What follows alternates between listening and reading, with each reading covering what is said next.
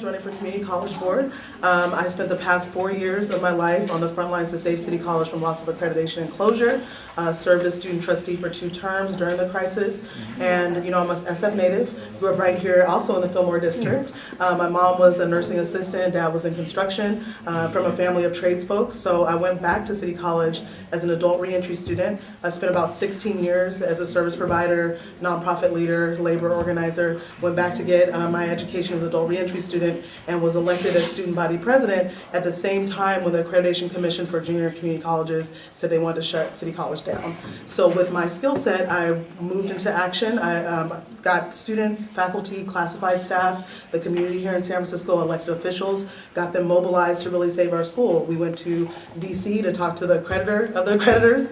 We traveled all over California to talk to community college leaders, students, labor leaders all over across the state. And we were able to secure an injunction from the city attorney, Dennis Herrera, their office, which basically halted the ACJC from shutting City College down, because if we did not get that injunction, I'm afraid that City College would not be open and accredited today. So been putting myself out there on the front lines. I'm not doing this as a political stepping stone. I'm doing this because this is in my heart. This serves our community. I'm a former foster youth, was in the system, and I see what City College provides for many marginalized communities, whether you're homeless, whether you're a veteran, whether you're a single mom, whether you're a senior that wants to take a class that's going to enrich your life and give you a decent quality of life. I want to serve all those communities, not just our high school students, but also our seniors, also those coming back to retrain for careers. I think what we're seeing on the state level is that we're narrowing this definition of success, which I don't think is right for community colleges. We are not a junior college. We serve the entire community,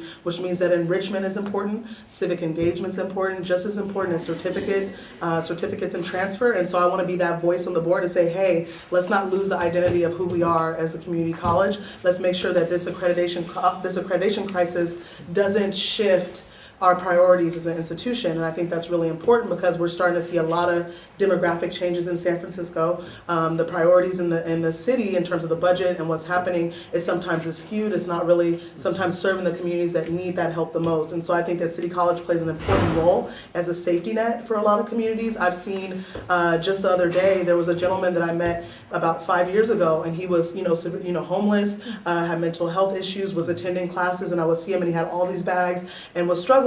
I just saw him recently, completely different person, totally clean shaven, the bags are gone, he's been going to City College now for 5 years. That is what this college does for people. It transforms lives. It's a safety net. I've talked to hundreds, actually thousands of folks that have attended City College. And the stories you hear about what they were able to do in terms of transforming their life is remarkable. I just was canvassing out at Dolores Park today. There was a woman who took horticulture classes after returning as an adult. She now owns her own business and is self-sufficient. And at first was like, I don't know what I'm gonna do. I need to retrain for a new career. She has her own business now. So this is a fabulous institution. I'm the only one that's running this, an actual graduate of City College that has put in this type of service on the front lines, not because it's election season, but because I'm an organizer, and I want to be that voice on the board to speak for equity, diversity studies, which we know have been proven to, if you're a student of color, if you get into diversity programs, you're more likely to want to go further in your education. So we need to preserve those classes.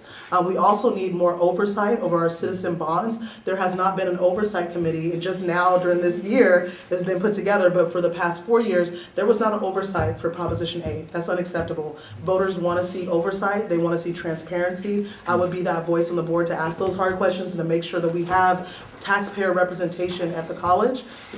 I also want to be fighting for our enrollment, making sure that with our registration processes, there's been a lot of confusion in terms of students getting their classes dropped. There's not been adequate staffing for registration and also for financial aid, which are really key in making sure we keep students in the door. If a student can't get their financial aid on time, that is, that's the difference between them staying in class or not going to class. If they can't get their books, if they can't get their supplies, we have to change that. We have to make financial aid easy and accessible for students to get it. The registration processes, we need more staffing in there so we can take in this new load of students that will be coming in if we get the Free City College measure passed. So I have a lot of great ideas about what I want to do at City College. I'm someone that has that historical knowledge and that commitment, and I'm willing to fight for San Franciscans, and I've been doing this. So yeah, open it up for questions.